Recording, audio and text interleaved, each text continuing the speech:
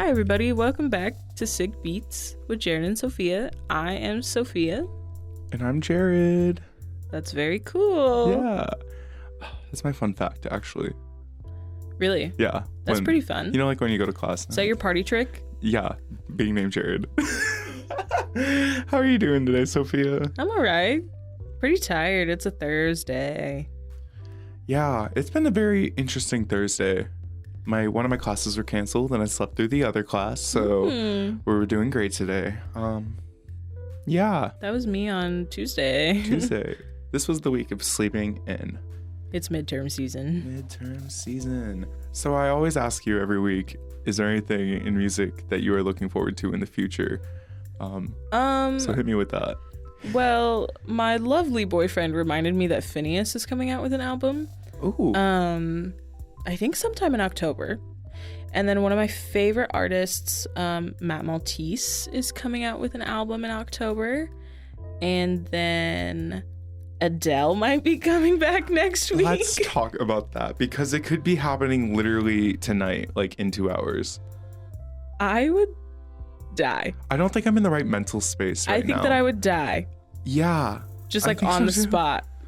I mean, the rumor came out of nowhere. It got announced by some radio host person. But then every radio station started tweeting about it and talking about it all at once. But she hasn't announced anything yet. She didn't do it for 25 either, though. We didn't know right. 25 was coming. I know, but she did a single at least. Hello was a single. The whole album could come out tonight, for all we know. They didn't say new Adele song. They said new Adele album this week. Come back. 12 songs. World tour. Make me cry, Adele. I love Adele.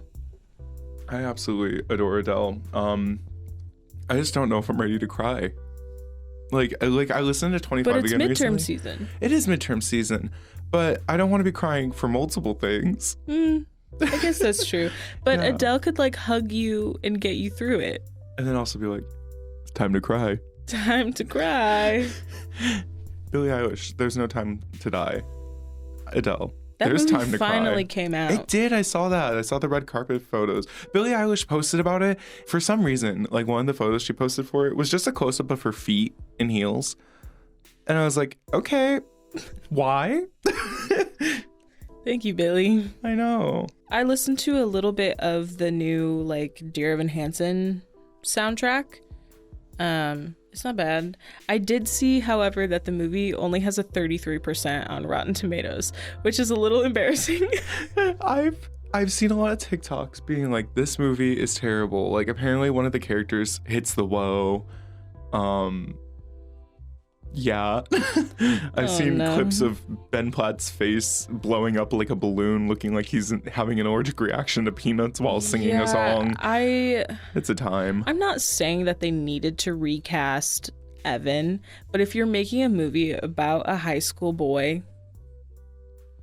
maybe it should be a younger person than Ben Platt. Maybe he shouldn't be 29. No disrespect to my man Ben Platt, because you guys know how I feel about Ben Platt. You literally are Ben Platt. I am Ben Platt. I'm too old to be in this film. Period. But I sing really well. I thought I saw something else where I was like, oh, this person's coming out with a new album, because I went onto Apple Music and went to their upcoming part. Let me see. I know I mentioned a K-pop album coming out last week, but another album, a little mini album by a solo artist from the K-pop world, is coming back on Monday. His name is Woods. I'm obsessed with him. So I'm excited for that. He has a song called Different that literally I ascended the first time I heard that song. It's very good. So I'm excited to hear more from him. Jeremy Zucker has an album coming out. Phineas, his album. ABBA has a new album coming November. out. That's exciting. Taylor Swift's re-recording comes out in November. She just announced it's coming out a week earlier than expected. Wow. I think it's November 12th now, which is cool. Ed Sheeran's new album, which is Equals. I was talking to Damian tonight, and he has not done Subtract. He has not. He's done Add, Multiply, Divide, and now Equals. He doesn't need the negativity of subtraction in his discography. Although Okay, I would like to fine. call equal some. I don't know. I just feel like it hits better. Apparently Lana Del Rey is coming out with a new album. Coldplay. I just remembered Lady Gaga and Tony Bennett are They making are. their jazz album that comes out tonight. Love for Sale, October 1st. Mac Miller, Elton John. Mac Miller's dropping an album? Yeah. Another posthumous album? Mm-hmm. When? I don't know. It doesn't have the release date, but it's called Faces. I don't know how I feel about that. We'll see. I hope it's good, but I don't know how I feel about that. It sounds like we're going to get some good music coming up soon, which is exciting.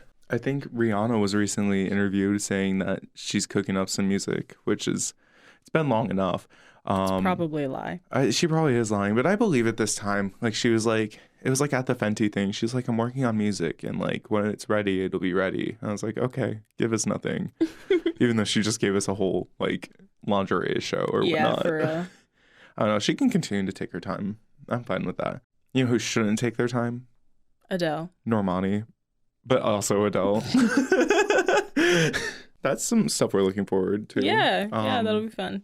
If you missed last week's episode, we talked Everything Montero by Lil Nas X. We had a really good time talking about that album. Mm-hmm. We really enjoyed it. Yeah, it was really good. It was a really good episode. I think you should definitely go back and listen to it. The charts came out on Monday, the same day we released the episode for like Billboard's charts. It debuted at number 2 on the Billboard 200, which is just for albums. I was upset it wasn't number 1, but I think it got blocked by Drake. Yeah.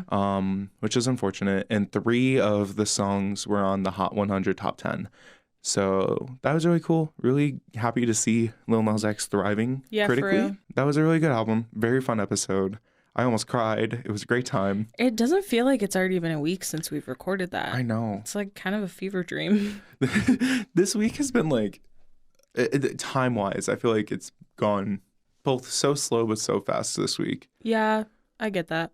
So if you haven't listened to last week's episode, make sure you do that. And on top of listening to last week's episode, make sure you follow us on social media at Sick Beats with JS. Not SJ. Again, we always announce what album we're listening to ahead of time, so you have time to talk or listen to the album so you're ready for the podcast. That being said, this week we listened to Let a Good Thing Die by Bruno Major. This album was brought to you by Sofia. Yes, I picked this album, you guys. I think it's fun to have Jared and I alternate picking an album every week because then you kind of get a little look into the kinds of musics. You kind of get a good look into what kind of music we gravitate towards. So yeah, I was gonna say, listening to this album, just like initial thoughts, I was really loving it, but it was like not something I like would gravitate to immediately. Hot take. It was just like, I don't mean it like that. It was just like, it's not like the sound of music that I jumped to first time ever listening to something. But I really enjoyed listening to it this week. It was a very nice listen. To Let a Good Thing Die is 10 tracks long. The album's about 31 minutes long, and it came out on June 5th, 2020. And I'll just add, I listened to Bruno Major. I think that he's really fun. My boyfriend and I, there's a song by him called Easily, and that was like our song in high school, which is like really cheesy, but cute. This album came out and I like was not really aware of it. I listened to the singles before it came out, thought that they were kind of fun, kind of cute, whatever, but then like never paid attention to when the album was being released. So it was really nice to kind of pick it up and actually like give it the time of day, and I enjoyed it. The first time I listened to it, I was like, this is lo-fi beats to chill / study too. Yeah, for real. But with great vocals on it. And that kind of, from initial listen to like every time I listen to it, I just feel like I can be really productive listening to this album. I have enjoyed listening to this music in the background of my day the past couple of days. Lyrically, it's kind of like a diary. It doesn't really follow your traditional song structure a lot of the time. Like I was looking specifically at the final song, To Let a Good Thing Die. It was like a little more stream of consciousness, a little bit more like poetry, less than like your standard pop verse, chorus, bridge, chorus. Yeah. Which I really liked. I would genre like label this genre as like a lo-fi jazzy alternative kind of sound. Yeah, that's what I want to say about that. Yeah, I think I would love to have access to just the instrumentals in all of these songs because they would become my study playlist. Yeah. I think that like I have paid attention to the lyrics too much to the point where now like I can't, like I would be able to be productive to this album, but now like I listen to it and all I want to do is sing the songs. So that's very fair. That's how I was at first when I was listening to K-pop for the first time. I would listen to it in the background because I was like, I don't understand what they're saying necessarily, so it's good to just like have in the background. But now I'm like screaming poorly saying Korean because I don't know the language. And yeah, I like that comment of I can't listen to it while studying anymore because I'll sing it. I have a lot of albums like that though, so I mean that's a good thing. That I can't listen to it while studying. I like this album a lot too because it just sounds like what being in love feels like for some reason. I wrote down that it kind of gives me like a La La Land type of feel. I agree with that. For this album specifically, it gives a big La La Land, like this is real love, not like in the movies. Yeah, I really enjoyed it, and I like listening to the album, and like when I would pay attention to the lyrics, I was just thinking about my boyfriend, and I was like, this is sappy and cheesy and gross. I should stop being in love. What? So the first track on this album is a song called Old Soul, which I personally really love. It's one of my favorites from the entire album. It gives me really big jazzy vibes, and I really enjoy the guitar in it. And the same thing will go for most of the other songs that I'll speak on today, is that the guitar and all of his songs in this album just kind of like hug you, and they're really comforting in a way. Yeah, what did you think of it? I'm very much in love with this song. Sonically, it kind of reminds me of like a Black Pumas type of song. I love the Black Pumas. That's a whole different tangent. But I just really like sonically how it feels. It's very comforting to listen to. I like how it kind of starts with like a voice memo type thing at the beginning before he starts singing. And I just really like the idea of like I spend my days listening to like Old Soul, and while the record is playing, I'm like picturing you in my home, and I love that thought of like listening to a record and thinking about the future and like reminiscing on the person you love.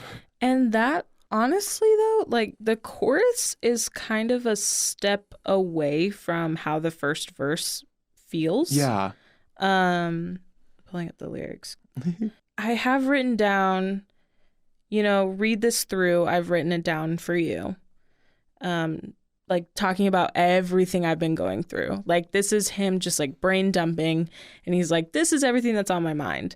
And then he says, the world to me seems empty and you're the first reason why. Like, is that supposed to be good or bad? That definitely doesn't sound good. No. Yeah. But then he says, like I'm listening to this music and I'm picturing you and me like dancing and living a life together.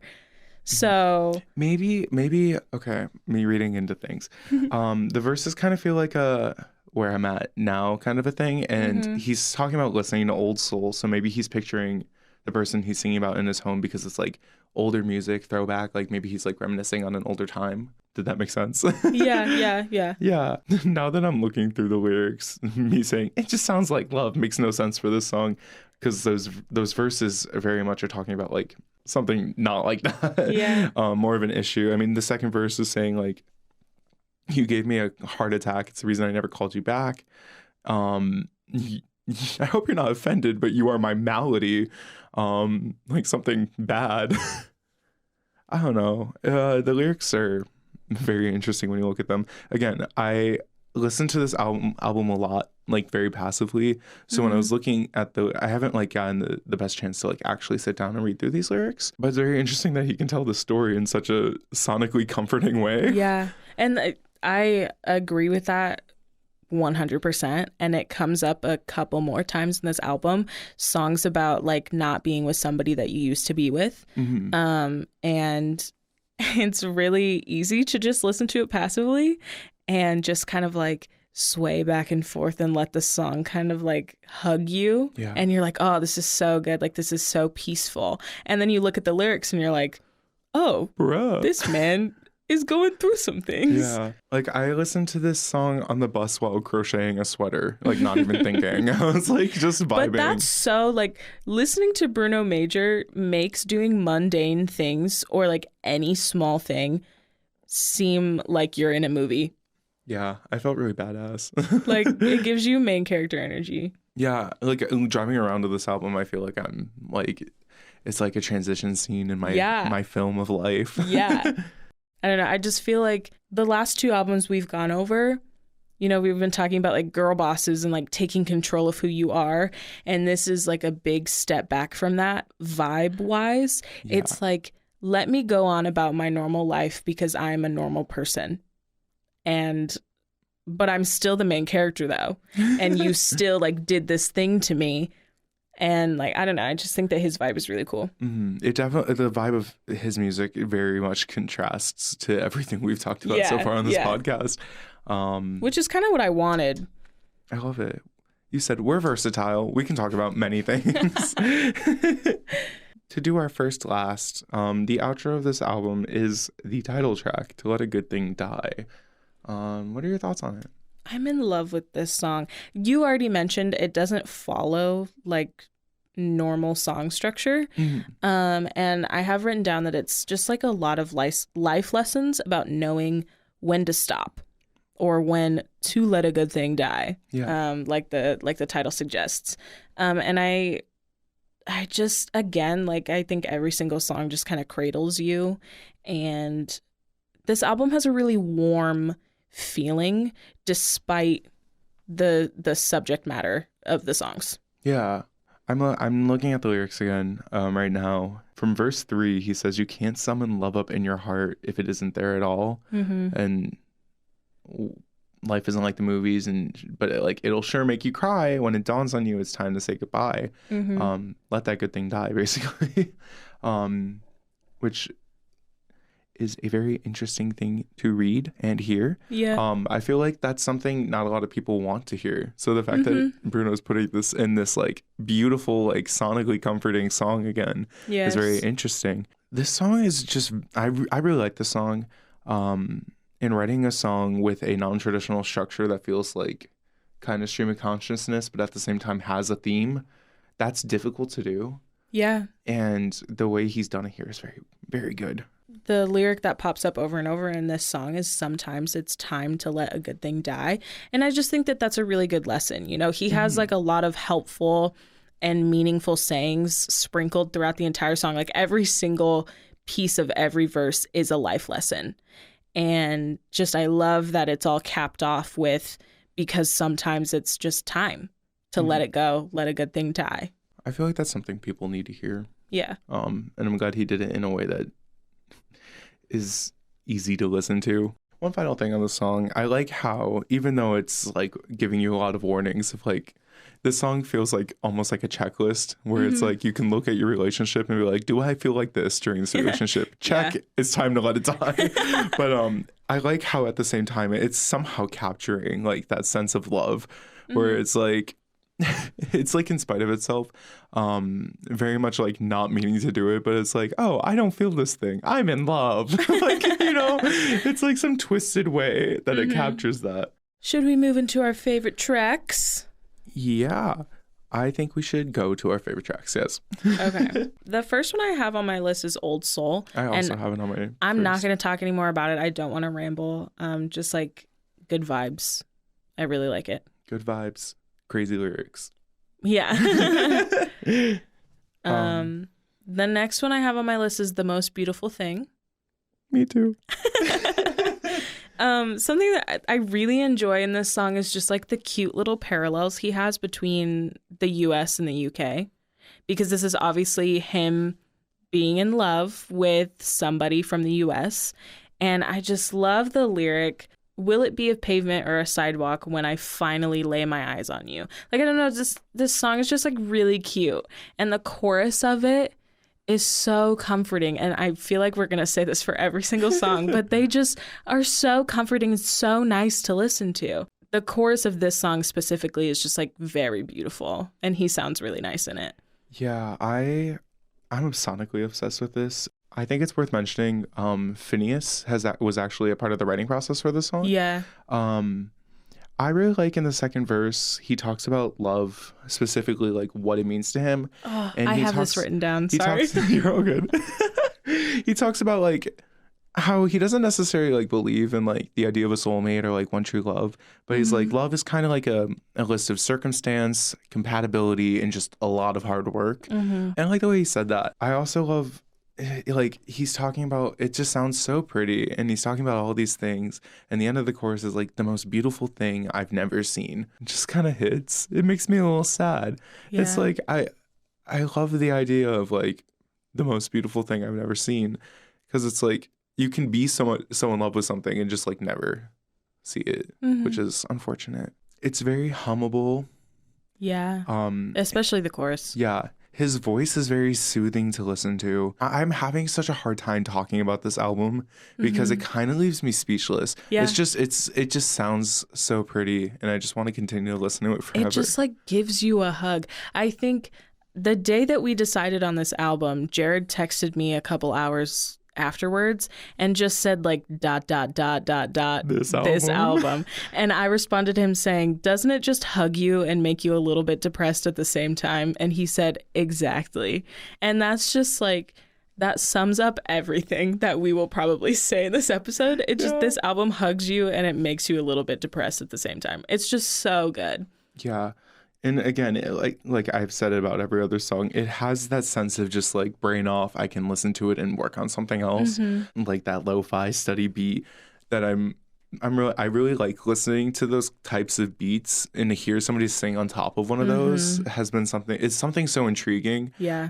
Every time I listen to like one of those study playlists, I'm always like, ooh, what if somebody wrote a verse on this? Yeah. And Bruno Major was like, bet. I like that you mentioned that Phineas was a part of the production and the writing of this song, because this song is something that if Phineas put it out, it would like do crazy numbers, because Bruno Major isn't like huge, but this does, like, it could be a Phineas song and it would still just be as good. But anyways, it's just, I like that when Phineas works on something, you can like tell, and you can tell that he put a little bit of himself into it. This podcast, this episode, oh god, my joke.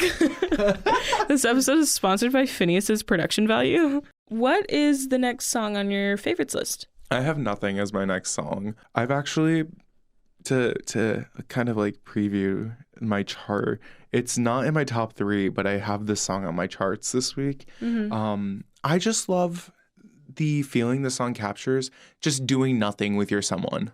Like doing nothing with your person. I recently got to have a nothing day with my boyfriend on Sunday. Aww. And we literally were sitting on opposite sides of my room. He was playing a game on his phone. I was playing Fall Guys on my computer. And it was just existing in the same room, not even like having to have like a single purpose or like doing anything with your someone. It's just like such a nice and calming thing. And I like a lot, he says like, we're playing Nintendo and I'm losing because you're staring at the screen and I'm staring at you. And I think that lyric is so cute. And I love the little like coin sound effect after he says that they're playing Nintendo. I am a sucker for a sound effect in a song. It's really cute. This song is so good. Yeah. I also like, he says like, we'll watch The Notebook for the 17th time and I'll say it's stupid and then you'll catch me crying. It's just like, this song gives me a lot of like, you see a cute couple and you're like, ew, gross. But at the same time, you're like, oh, I wish I was like that. And it's cute. This song definitely made me think about my relationship a lot. Yeah. And just like be happy and in love. I like the lyrics in the bridge where it says, shut all the windows, lock all the doors. We're not looking for no one, don't need nothing more. It's just like so sweet just to like have rainy day vibes, not on a rainy day, with your special someone. Ba, ba, ba, ba. No! It's just, it's a very good vibe. And I feel like I say this a lot on the podcast, but it's like something I haven't like heard in music that too much, like that let's do nothing kind of vibe. Yeah. It's very cute. This song was one of the singles that came out before the album came out. And I fell in love with it the moment I heard it. It's so easy to listen to and it's so cute. It's really good. Yeah. And this is another song that doesn't follow like your standard song structure, like pop wise. And I'm only mentioning that because I'm like such a pop head. Like all I listen to is pop. But he touches on the theme of like every single like verse ends with, but there's nothing like doing nothing with you. Yeah. And that is such a perfect sentence. I love the way that he caps his verses the same way. Mm-hmm. Yeah. His music is very poetic. Like I feel like I could read this in like a little like Ruby Carr-esque book, like it's like, but there's nothing like doing nothing with you. Yeah. And then there's like a picture of like a one-line face next to it. Yeah. I don't think I have nothing left for this song. Oh my God. Not to go track by track, oops, but the next song on my favorites list is Regent's Park. Okay.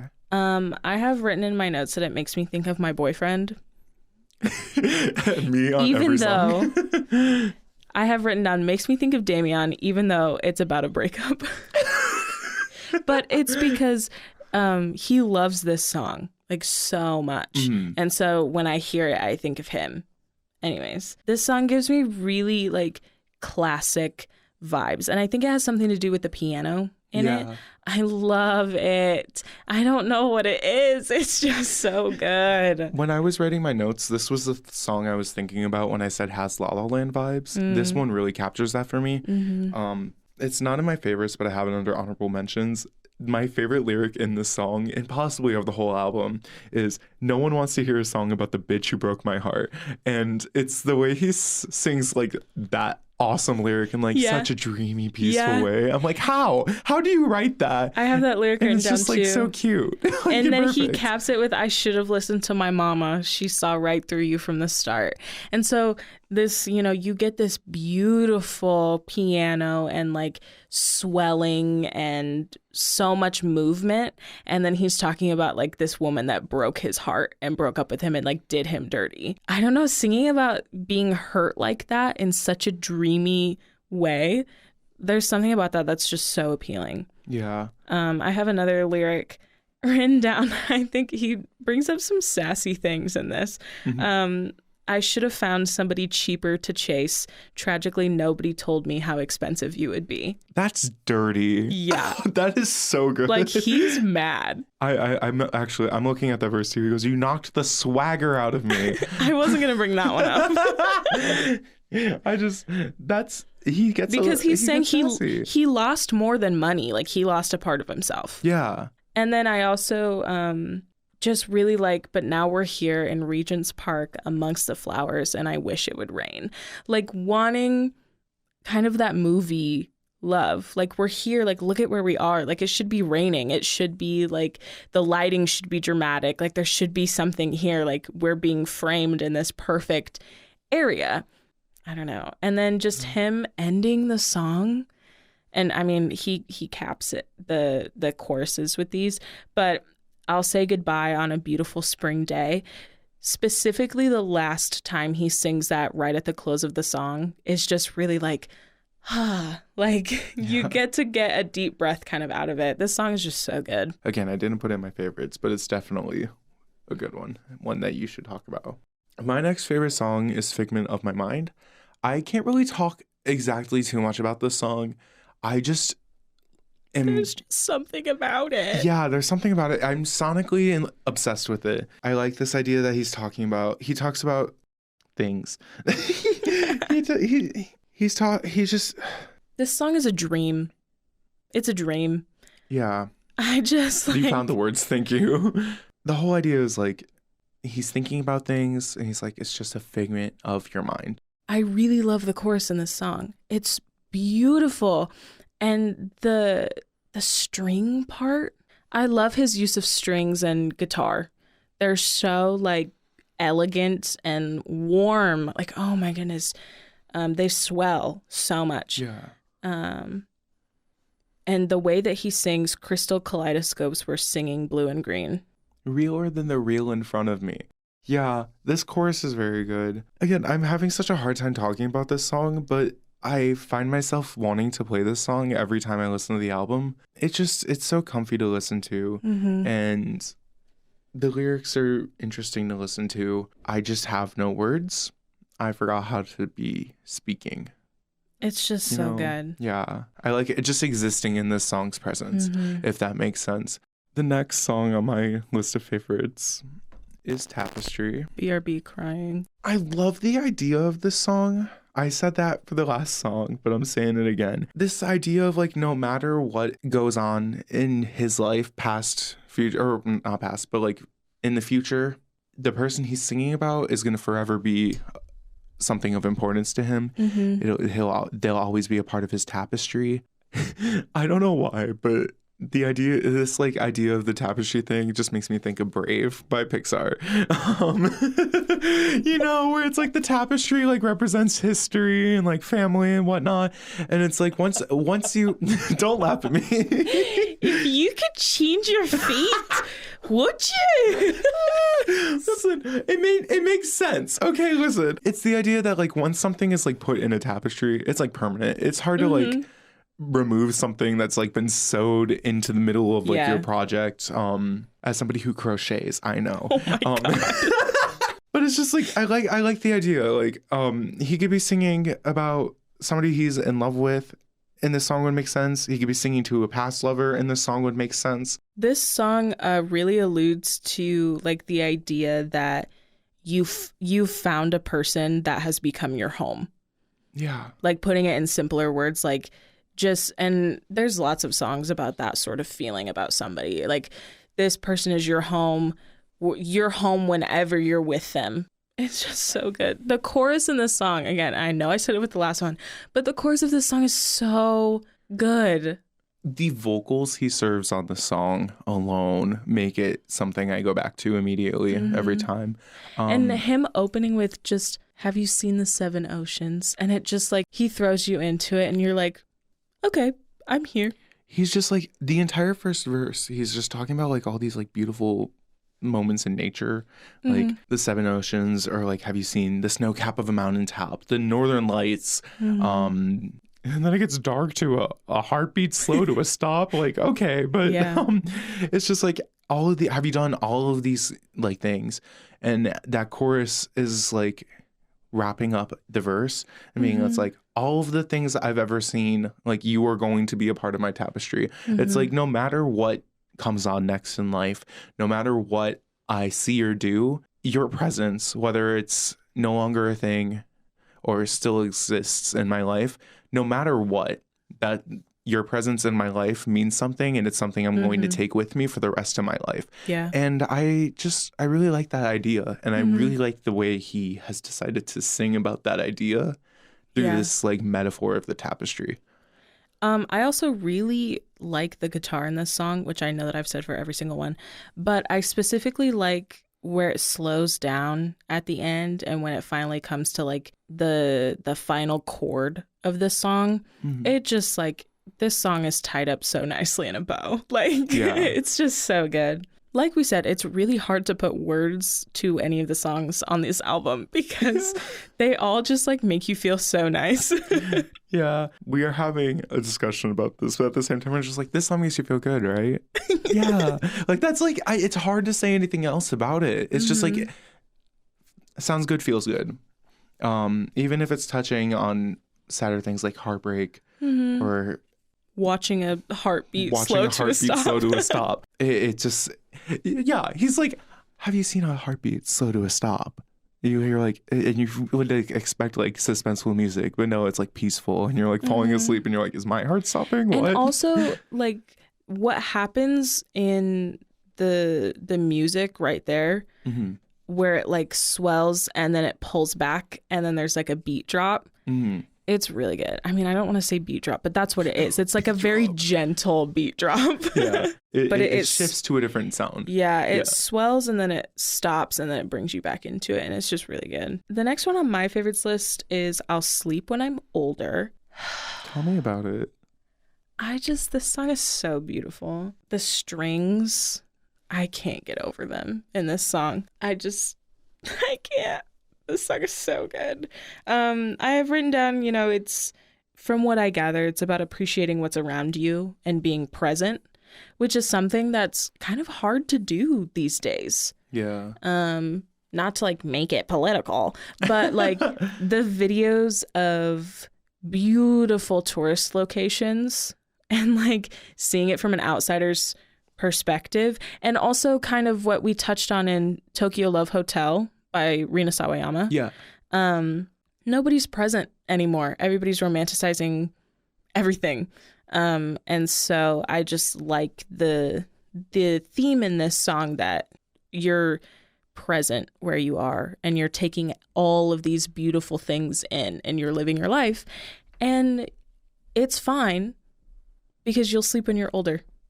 Yeah. I'll sleep when I'm older, when the earth has weathered me, but I'm going to live right now. Yeah. I like the idea that the song is like, kind of slow down, take a breath, like look at the things around you, and it's like, slow down, but also don't go to bed. The title of the song is just relatable, like out of the context of the song entirely. Just like I read that song title and I'm like, you know what? Same. That's how I feel right now. But not because I'm taking in things. Mm-hmm. I'm just busy. Yeah.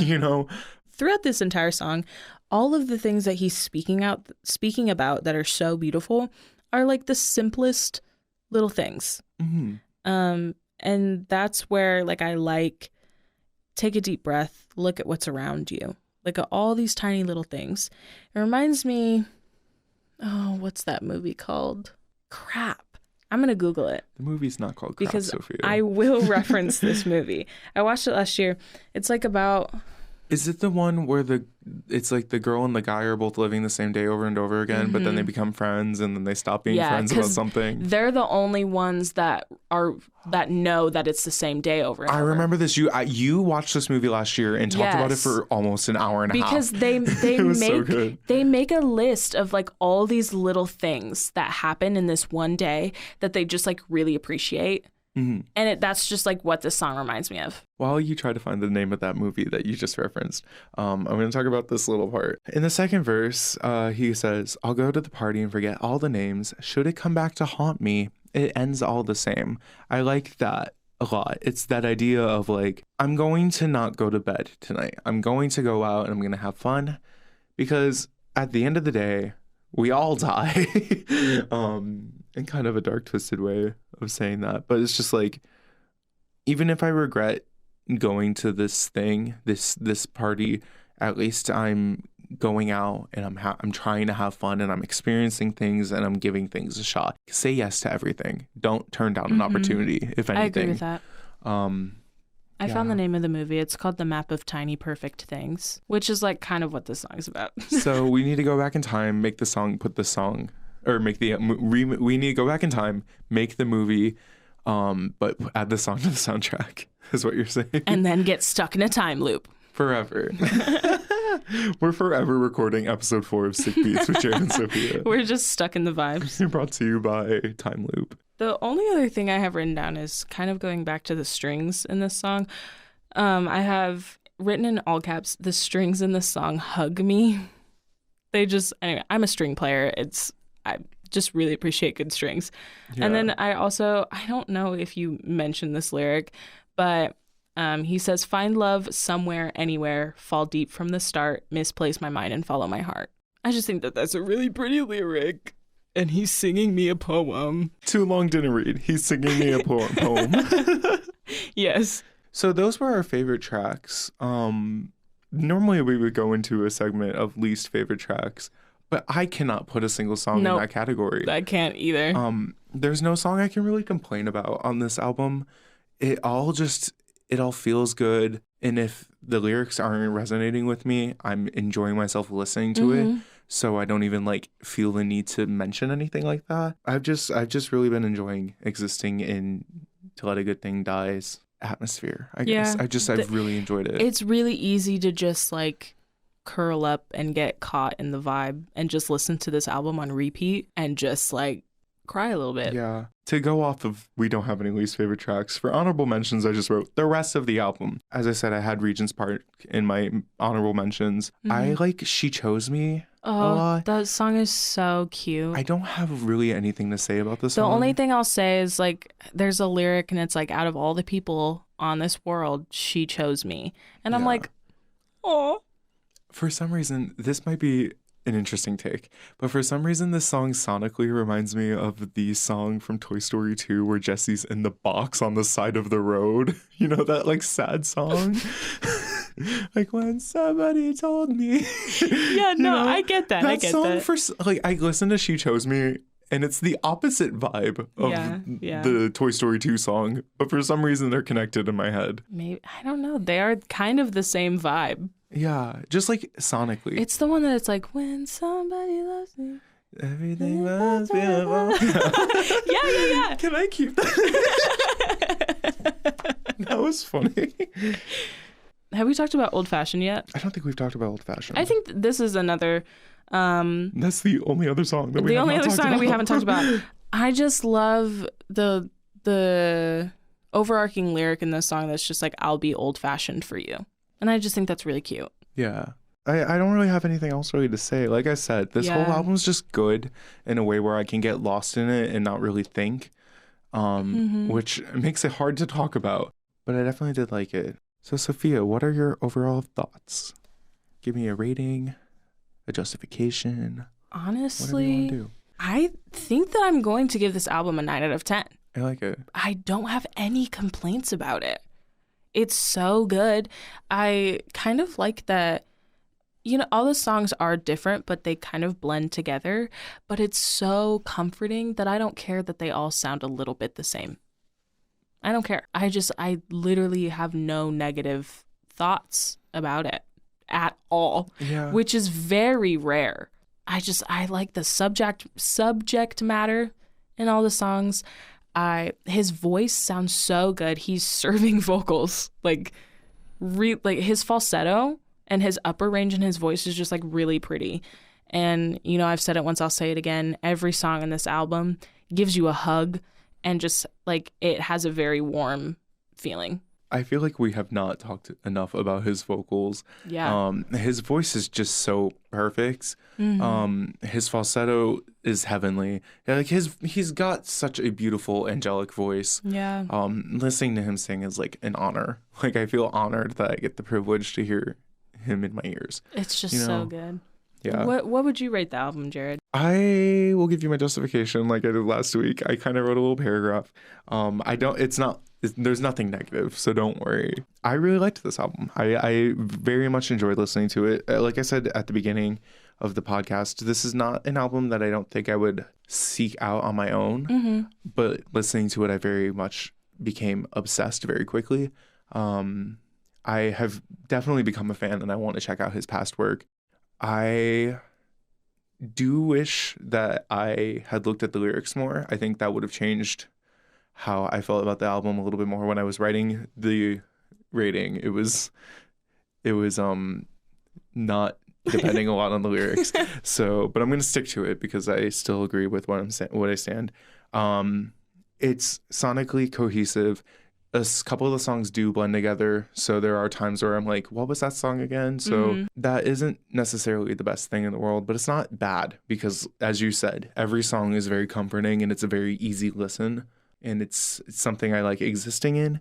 I would give it an 8 out of 10, mostly just for the fact that it's like some of the songs I can't remember, but I'm not complaining about them. Yeah. Because at the end of the day, it's a good album.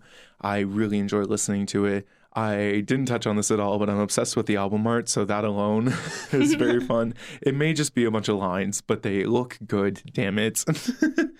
Yeah, I'd give it an 8 out of 10. I'm going to stay on my 8 train 2 weeks in a row. So that was our thoughts and conversation on To Let a Good Thing Die by Bruno Major. As always, we are interested in hearing what you thought about this album. So let us know on our social medias. Again, at SickBeats with JS. Not SJ. We don't know what album we'll be listening to next week, but we will be announcing it on Wednesday. It is my turn to pick an album, and I'm very excited. It is. There's like 3 I'm choosing between right now, So I'm hoping it'll be good. I've got some choices. Somebody will be voted off the album. An album will be voted off the island eventually. But yeah, we've got like a list of like 14 albums in a Google Doc. Yeah. So we're gonna push through them. So yeah, stay tuned for whatever album we talk about next week.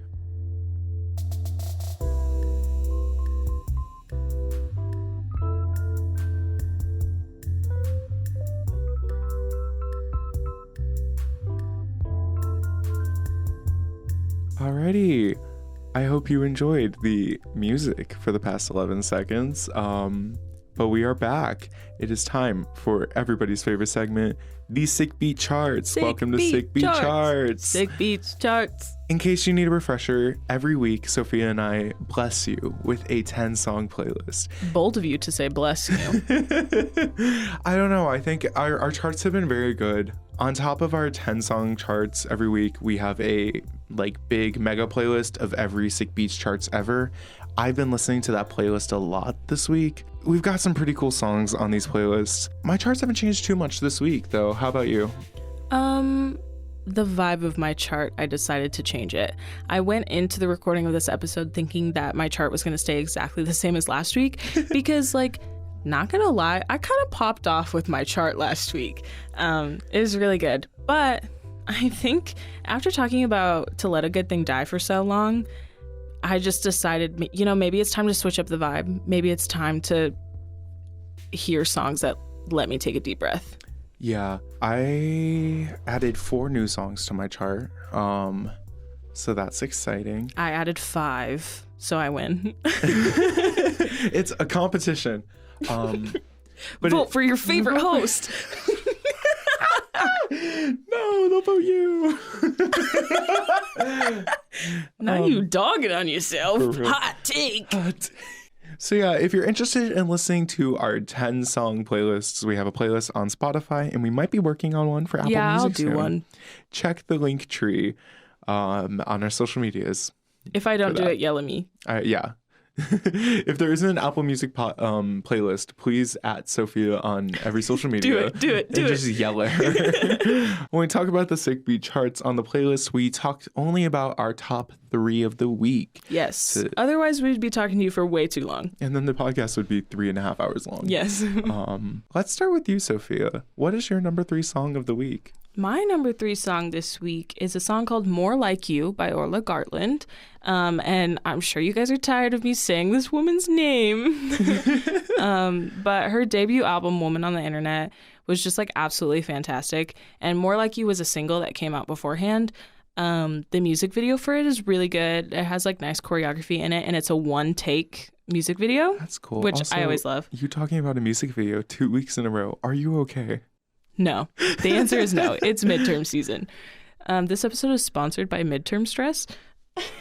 That's not what we want sponsoring this episode. More Like You is about some best friends and a new person entering that best friend pairing.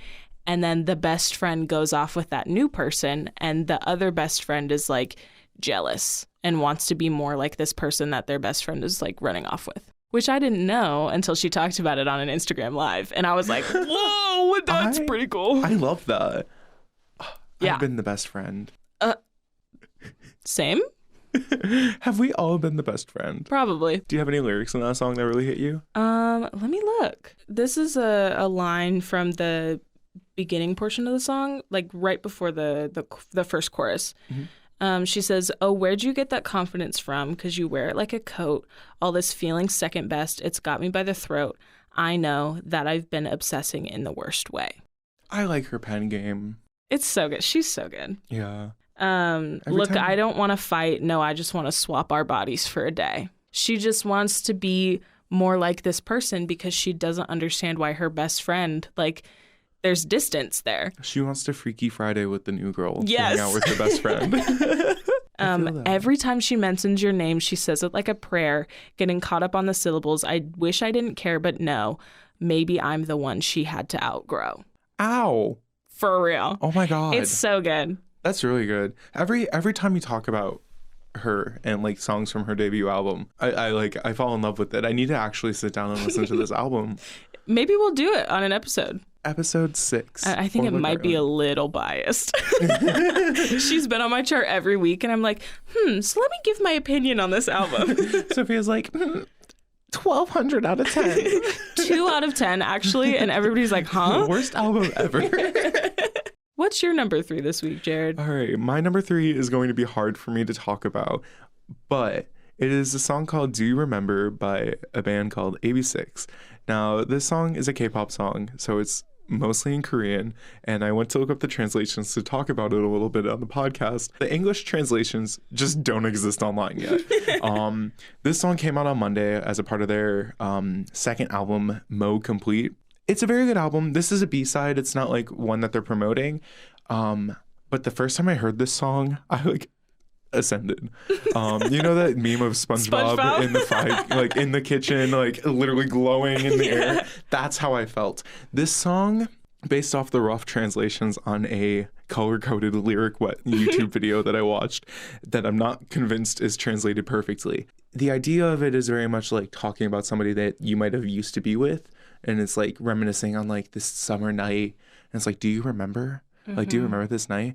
The verses are very fun. Woojin does a rap verse, and I'm obsessed with him as a rapper. He's one of my favorite rappers in the K-pop scene. And then the pre-chorus gets like really low, very slow. It's like the phrasing of what they're singing is like kind of broken. And then a little boom, like a bass drop hits. And then the chorus just comes in. Nice. And their vocals are so great. I'm going to say some K-pop specific lingo, so if you aren't a K-pop listener, I'll explain it. But my bias in this group is Woong, and he's like the main vocalist. Bias is like your favorite member of the group or whatnot.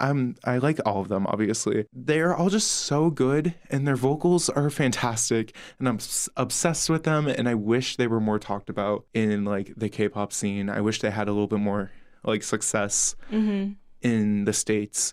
I very much like them.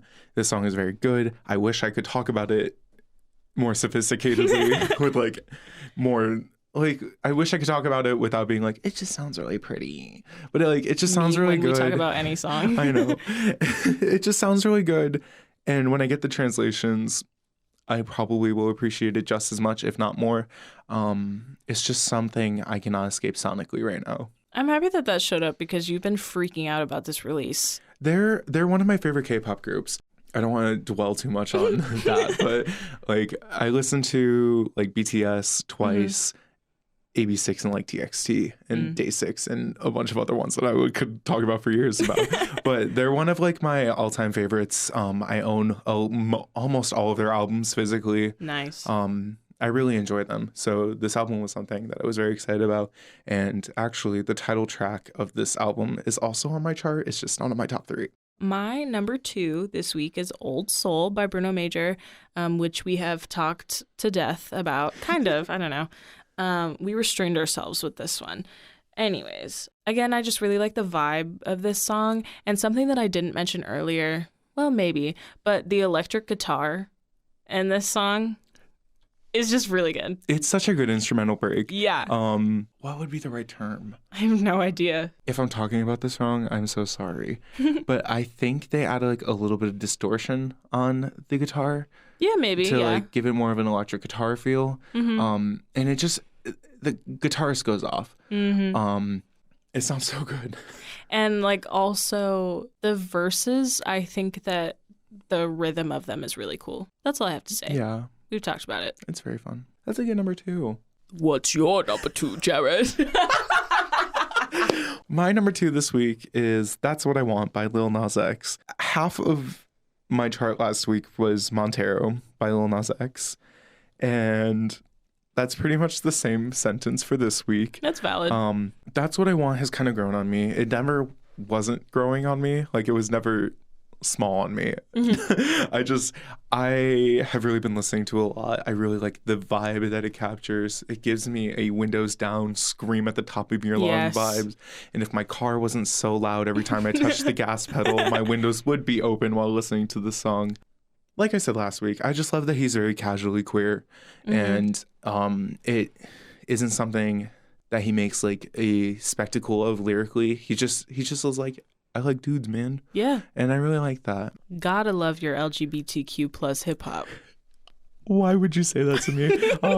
Before the podcast, I was looking at Spotify stats, and I saw for my top genres the past 4 weeks, number 5 was LGBTQ plus hip hop, which I'm assuming is Lil Nas X, which I don't like that genre. You literally, like, title. your jaw dropped. You, like, took a sharp inhale and your hand was over your mouth. I forgot how to breathe. I was just like, so that's what we're calling? I was like, interesting. Okay.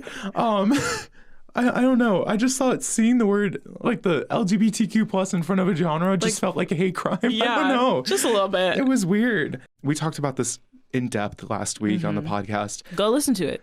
Go listen to it if you haven't already. I think Montero as a whole was such a good cultural feat, and that's what I want is like the victory lap of that. Especially as it's like the most current single. And I just like it a lot. And I just don't want to get rid of it yet. Yep. I just want to keep holding it. Speaking of a song that I'm not ready to get rid of, my number 1 this week is Am I Dreaming from Montero featuring Miley Cyrus. I'm not ready to stop crying to this song. I'm just not ready to let it go. It's so beautiful. And the guitar in it is like, it keeps you going through the song. And I don't know, there's just... we talked about this song so much last week. I don't really want to go super in depth on it, but there's just, this song leaves me speechless. This was a speechless week. That's a very good number 1. Yeah. I approve. As that song is still on my chart, I approve. My number 1 this week is Paradisin by Rina Sawayama. This week, musically, I've just been kind of hopping around the albums we've talked about previously. And I was getting out of the shower listening to Sawayama, and Paradisin came on, and I just started dancing all over the place.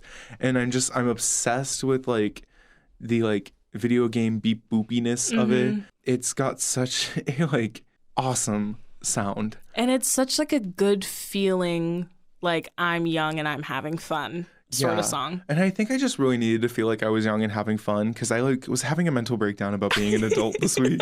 Like I was searching for apartments and jobs, and I was like, I can't do this anymore. And I listened to Paradisin, and I was okay. I don't know why, but recently when I've been listening to the song, the lyrics that have been killing me have been, you've threatened to send me to boarding school for the 7th time, but we can't afford that, so I'm fine.